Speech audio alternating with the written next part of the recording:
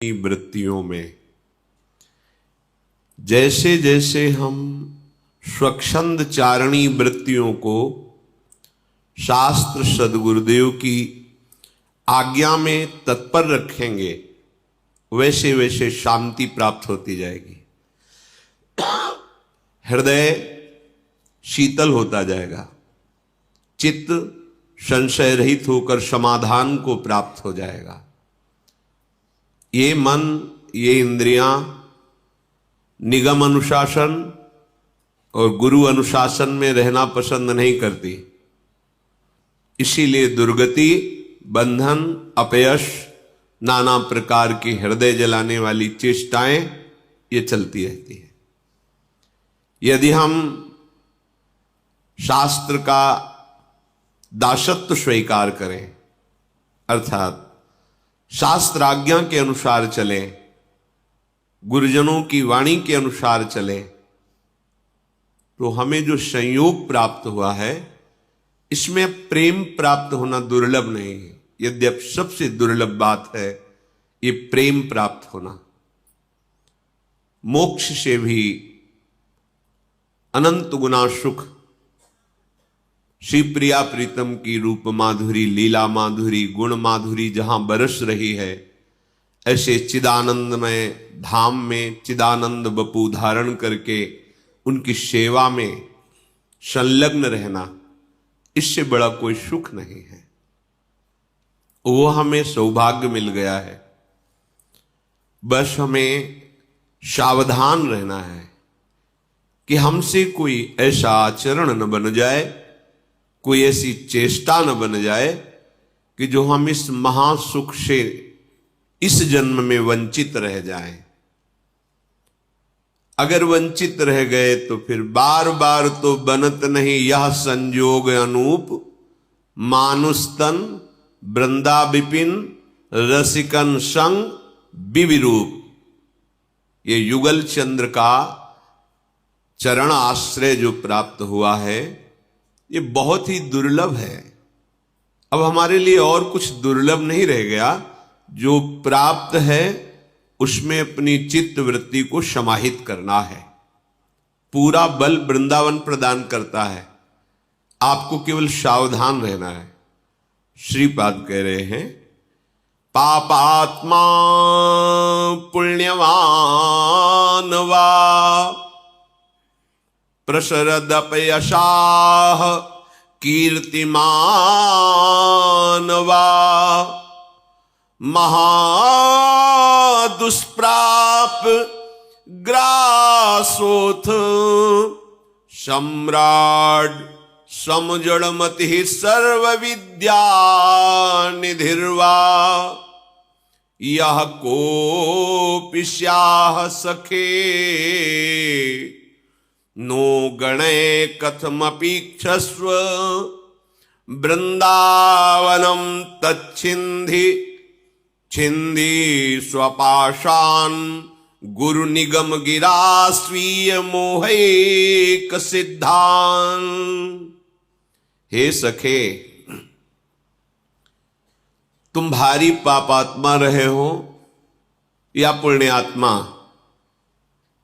तुम्हारा बहुत अपयश हुआ है या कीर्तिमान वा बहुत कीर्ति है, इससे वृंदावन को कोई फर्क नहीं पड़ता। तुम एक एक टुकड़े के लिए भटकते रहे हो या महासम्राट रहे हो, वृंदावन इन सब बातों को नहीं देखता। वृंदावन देखता है कि इसने मेरा आश्रय लिया है। बहुत ध्यान से सुनिए, पूर्व में तुम क्या रहे हो इससे वृंदावन का कोई मतलब नहीं। तुम पापी रहे हो, पुण्यात्मा रहे हो, दरिद्र रहे हो या सम्राट रहे हो, मूर्ख रहे हो या विद्वान रहे हो, इनसे कोई फर्क नहीं पड़ता वृंदावन को। अब आपने आश्रय ले लिया है, अब फर्क पड़ेगा। ध्यान देने का विषय है। अब तक जो हुआ वृंदावन सब एक दृष्टि में क्षमा कर दिया। आप सम्राट हो तो वृंदावन को क्या लेना, आप दरिद्र हो तो वृंदावन को क्या लेना। वृंदावन महामहिमा स्वरूप है, वो तुम्हारी दरिद्रता या सम्राट के प्रभाव से न प्रभावित होगा, न वो हे बुद्धि करेगा। तुम पुण्यात्मा हो तो प्रभावित नहीं होगा, पापात्मा हो तो हे भाव नहीं रहेगा। जड़ बुद्धि हो या बहुत विद्वान हो, कोई फर्क नहीं पड़ता। अब आपको श्रीधाम वृंदावन का आश्रय मिल गया है, श्रीधाम वृंदावन का दर्शन मिल गया है। कथमपीक्षस्व वृंदावनम, न गणे, गिनता नहीं वृंदावन इन सब बातों को। वृंदावन का दर्शन मिला तो छिंद छिंद स्वपाषाण, काट दे अपने बंधनों को काट दे। हे सखे छिंद छिंद स्वापाषाण, ये जो तुम्हें बांधने वाले कर्म हैं जन्म जन्मांतर के, इनके काटने का अवसर मिल गया है। तो कैसे काटे? तो कह रहे गुरु निगम गिरा स्वीय मोहिक सिद्धान। अब अज्ञान की बात मत मानो, गुरुदेव की बात मानो, निगम गिरा वेद की बात मानो, शास्त्र की बात मानो। श्रीधाम वृंदावन का आश्रय और सेवन करो तो तुम्हारे सारे बंधन कट जाएंगे।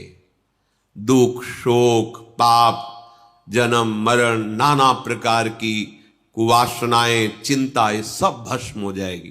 पर स्वपाषाण, आपने ये बंधन स्वीकार किया है, अब छूटेगा। गुरु निगम गिरा, गुरुदेव की वाणी जो शास्त्र सम्मत है उसको स्वीकार करो। स्वीय मोहिक सिद्धांत, तुम्हारा मोह ही तुम्हारी सिद्धि में बाधक है। भगवत प्राप्ति में ये देह का मोह, इंद्रियों का दुलार, मन के अनुसार चलना, शरीर संबंधियों का राग, यही मोह का विस्तार है। यही मोह तुम्हारी दिव्यता, दिव्य आनंद में बाधक है। इसके नाश करने में समर्थ है गुरु वचन, शास्त्र वचन, उनको स्वीकार कर। श्रीधाम वृंदावन में आश्रय लेने वाला या वास करने वाला, स्त्री मात्रे मात्र बुद्धि स्थिर चर निखिल प्राणी पूपाश बुद्धि। जितनी भी यहां माताएं बहनें हैं, ये सब हमारी श्री जी की सखियां हैं। भाव देश में देखो, हमारे प्रभु की प्राप्ति में अत्यंत आवश्यक है ये भाव। ये जो आप गंदी दृष्टि से माताओं बहनों की तरफ देखते हैं या किसी पुरुष की तरफ माताएं बहनें देखती हैं, ये आपकी दृष्टि कैसे प्रियालाल को देख पाएगी? खुद गंदगी पैदा कर रहे हो अपनी दृष्टि में और चाहते हो प्रेम मूर्ति श्यामा श्याम के दर्शन, साक्षात्कार। धूल झोंक रहे हो अपनी आंखों में और सूक्ष्म वस्तु देखना चाहते हो। सावधान, स्त्री मात्रे मात्र बुद्धि है। जितनी माताएं बहन हैं सब, इनके प्रति मात्र बुद्धि अर्थात पूज्य बुद्धि होना चाहिए। कई बार सत्संग में कहा है कि वो बहुत ही आसुरी स्वभाव वाला राक्षस होगा जो अपनी माता बहन बेटी के प्रति गंदी दृष्टि रखे। नहीं तो परिवार में सब रहते हैं, कहां ऐसी कोई मलिन वृत्ति रहती है। पर जहां हम दूसरा भाव आरोपित करते हैं वहीं हमारी गंदी वृत्ति हो जाती है। इस गंदी वृत्ति और गंदे भाव को त्याग कर ही तो हम दिव्य वृत्ति और दिव्य भाव प्राप्त करने चले हैं। फिर हम सहयोग क्यों देते हैं इंद्रियों को गंदी दृष्टि देखने का? इनको शासन में क्यों नहीं लेते? अगर आप शासन में नहीं लोगे तो कोई है ऐसा जो आपको शासित कर देगा, ऐसा बांध देगा कि निकल ही नहीं पाओगे, देखने लायक नहीं रहोगे, दृष्टि ही अपहरण कर लेगा वो। बहुत सावधान, बहुत बढ़िया संयोग बनाया, निकल चलो। ज्यादा उद्दंडता करोगे तो समय व्यर्थ जाएगा, बंधन दृढ़ होता जाएगा, अवसर खो जाएगा, हाथ से निकल जाएगा। यहां किसी का कुछ नहीं बिगड़ता। आपका आचरण आपका ही सर्वनाश कर देगा। तुम किसी को नहीं बिगाड़ सकते, तुम्हारे आचरण ही तुम्हें नष्ट कर देंगे।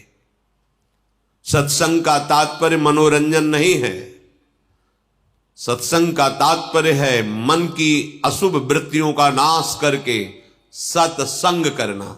सत है श्यामा श्याम, सत है श्यामा श्याम का नाम, सत है श्री वृंदावन धाम, सत है रसिकों का उपदेश।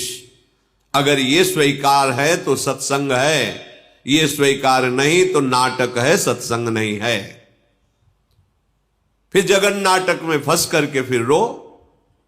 अगर जगत नाटक से मुक्त होना है तो ये सत्संग स्वीकार करो।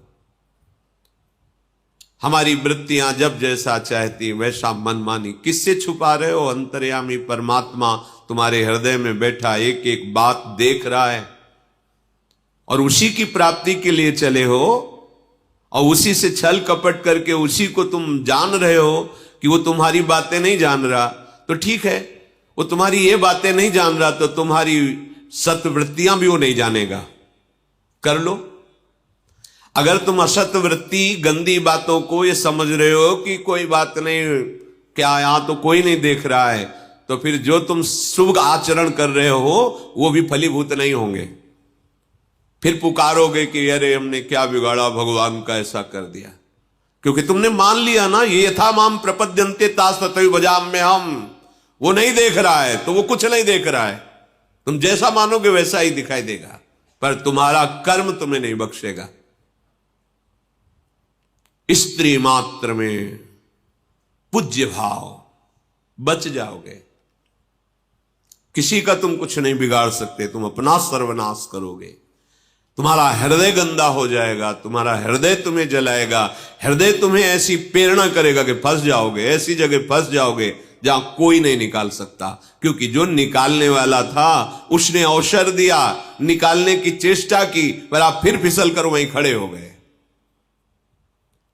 श्रीपाद कह रहे स्थिर चर निखिल प्राणी सुपाश्य बुद्धि।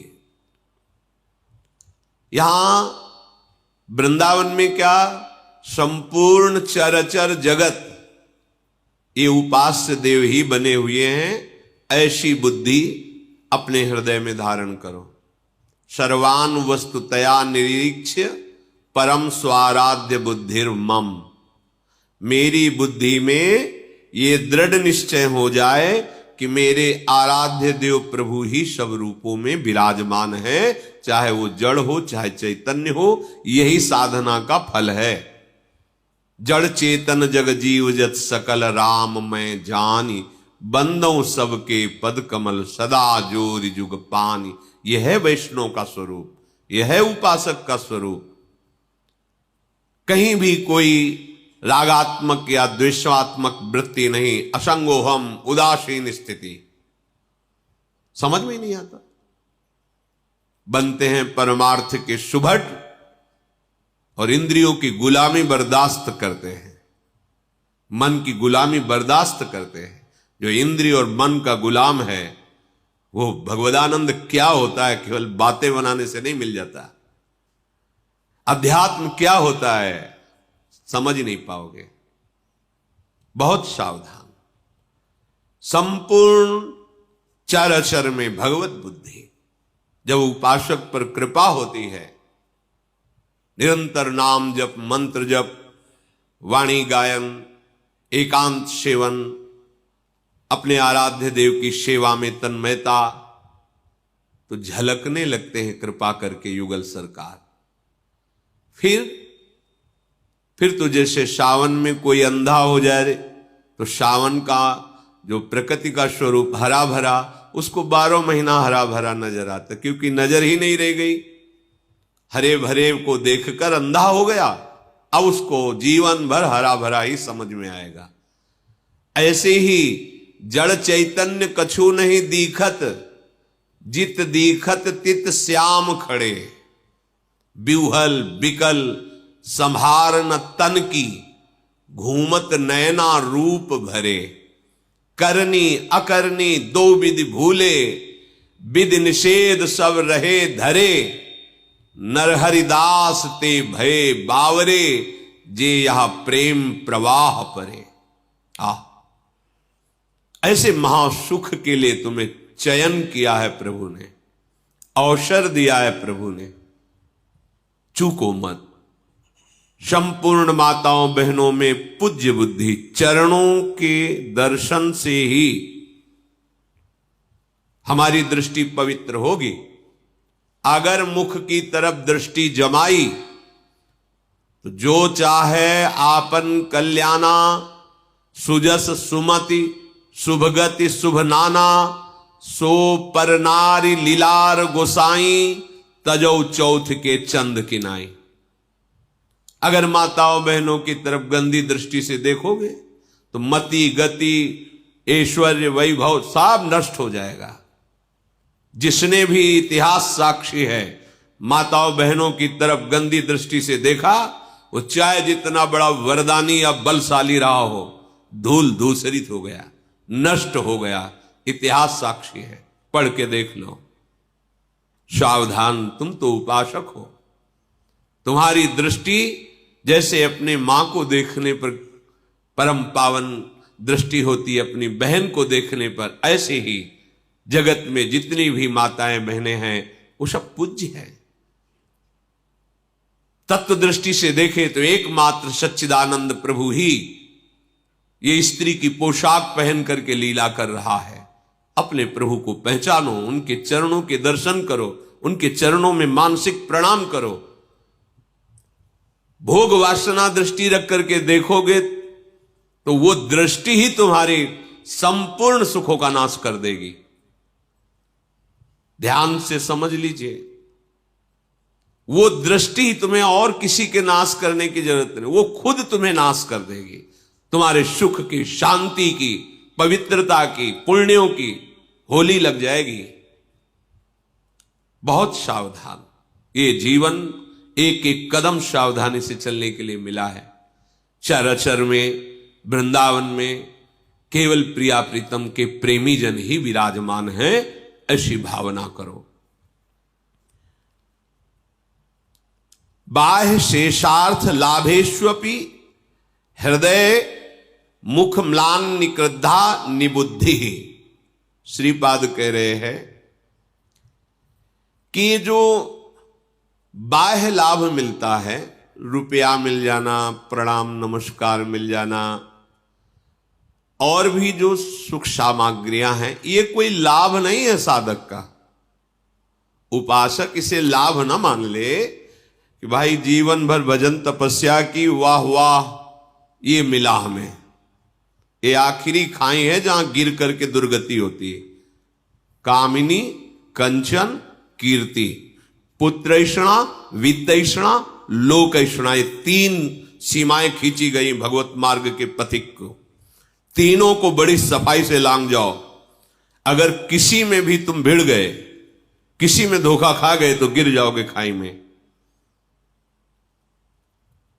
ये वाहवाही, ये प्रशंसा हरि की ठीक है, अगर अपनी मानी तो ये आखिरी खाई है, इसी में गिर जाओगे, आगे निकलना बड़ा कठिन हो जाएगा। श्रीपाद कह रहे बाह्य शेषार्थ लाभेष्वपि, ये बाह्य लाभ कोई लाभ है? नाना प्रकार की सुख भोग सामग्री मिल जाना, प्रशंसा मिल जाना, प्रणाम नमस्कार या अन्य अन्य, ये कोई लाभ है? अभी प्राण निकलेंगे, चले जाओगे, कौन पूछेगा? जब भगवान का अवतार हुआ, उनके नाम गुण नहीं गा रहे तो तुम्हारे नाम गुण गाए जाएंगे।